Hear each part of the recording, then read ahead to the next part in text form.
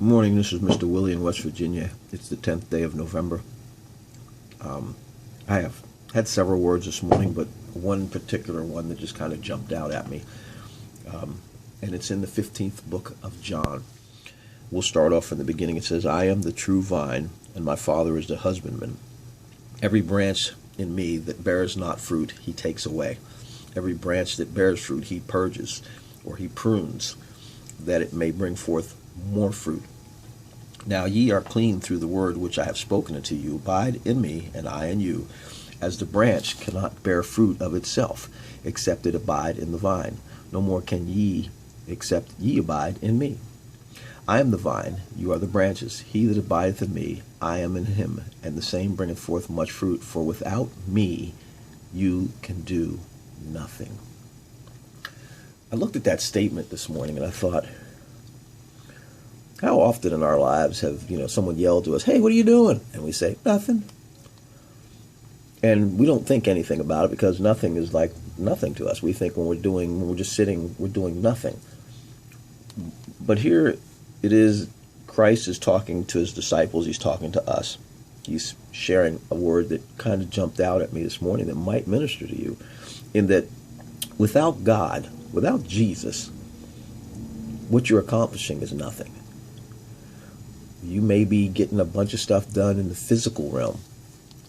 You may be tearing it up and people think you're just a heck of a worker. Man, he just is always going.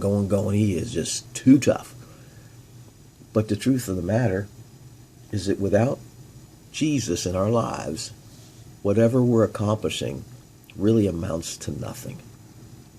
And we won't know that until later, because there'll be a judgment later on after we die, and he says that certain works will be burned up because they weren't done for him, they were done for us. So my question to you is, and it is to myself, what are you doing for God? What are you doing for Jesus? I have a vine that grows outside of my house, and I want to tell you something. I've tried cutting that thing off. I tried cutting the tree down back there that I thought the vine was coming from, and that vine just keeps living. I can't kill it. It's all over my front porch, to the point to where one year I just let it just grow over just to see how it would do, and it completely covered my garage. I have a porch on top of my garage, and it just completely covered it. This year I've kind of let it go a little bit too, and it's over like half of it. But he says that he's the vine, can't be destroyed. And he says that if we abide in him, if we abide in the thing that cannot be stopped, whatever we're doing for him is going to be an incredible thing. And it could be an amount, it could be all kinds of things. Because a lot of times I think as Christians we think that it's just got to be about ministry. It's got to be about feeding somebody or doing something. But Christ came to give us life and to give us an abundant life. That abundant life can be an amount of things. It can be in a relationship. It can be in a job. It can be if he stationed you somewhere in a person's life. If he gave you a profession in which you are able to minister to people or care for people or love people. The most important thing is whatever you're doing it out of love anyway. I've had several jobs in my life, and fortunately most of them have been with Christ in my life, so I was able to minister to people while I did my job.